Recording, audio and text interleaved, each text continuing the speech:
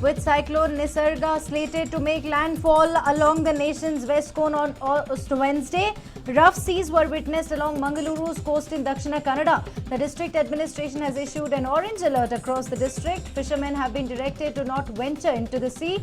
The meteorological department has predicted heavy rains over the next 24 hours.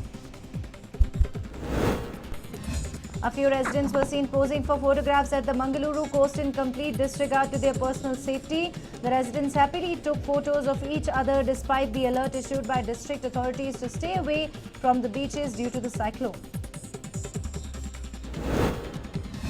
Coastal town of Karwar witnessed rough seas and surging waves ahead of cyclone Nisarga making landfall in Maharashtra. Surging waves were seen lashing the coast. Fishermen headed out were also directed to turn back to the shores. Rains that lashed Raichur left several areas submerged in the city. Several houses were seen inundated by the rain waters. Normal life thrown out of gear. 388 fresh COVID-19 cases were reported across the state. The highest spike in the state was witnessed in Udupi, which recorded over 150 new cases. The second highest number of cases was reported in Kalaburgi. 75 patients were discharged on Tuesday from across the state. Kalaburgi has reported a total of 405 positive cases. 105 new cases were reported in the district on Tuesday. Of this, a majority of the cases are returnees from Maharashtra. Raichur district health officials shifted 3 primary contacts of a COVID-19 patient to the designated COVID hospital. The contacts on patient number 2254 who hailed from Musky in Raichur were shifted to the COVID hospital after reportedly displaying symptoms of the virus. Several individuals tested positive in Chikbalapura after being subjected to second round of testing by health officials on Tuesday. According to Chikbalapura DC Lata, the individuals who were a part of larger group of Maharashtra returnees tested negative in the first round of testing. However, as a few tested positive in the group, health officials subjected all of them to a second test during which the new positive cases were reported. The source of infection for patient 2833 has turned into a headache for the health officials. The 32-year-old man was admitted into the hospital after displaying COVID-19 symptoms on the 30th of May. The infected individual has no known travel history. However, it has been reported that the man had previously received treatment at a hospital after sustaining a head injury.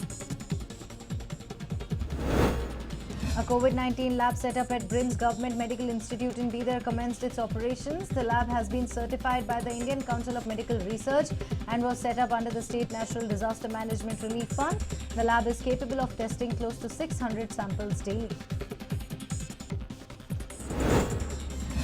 Hubballi's KIMS Government Medical Institute has claimed to have successfully conducted plasma therapy treatment to a COVID-19 patient. Speaking to reporters in Hubballi, the institute's director, Dr. Ramalingappa, claimed that 64-year-old patient number 363 who was subjected to the treatment has completely recovered on Tuesday.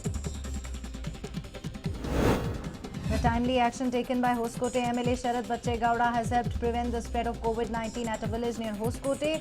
Sharad Bachegowda ensured that random COVID-19 testing was conducted at a village after a pregnant woman tested positive. This proved to be beneficial as a woman who had been the secondary contact of the pregnant lady too tested positive for the virus.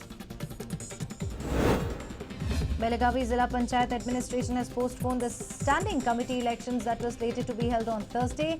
The elections were postponed indefinitely after Belagavi reported close to 51 positive cases on Tuesday.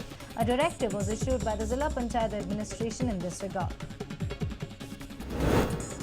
Opposition leader Siddaramaiah will be conducting a 2-day tour of his constituency, Badami, from today. This will be Siddaramaiah's first visit to his constituency after nearly 3 months. Siddaramaiah had been unable to visit Badami due to the lockdown. A 20-year-old youth was electrocuted to death in Yadgir after coming in contact with a live wire. The deceased youth has been identified as Mahantesh. This incident took place at Arakere village in Yadgir. Mahantesh had climbed the electricity pole to repair the power cables.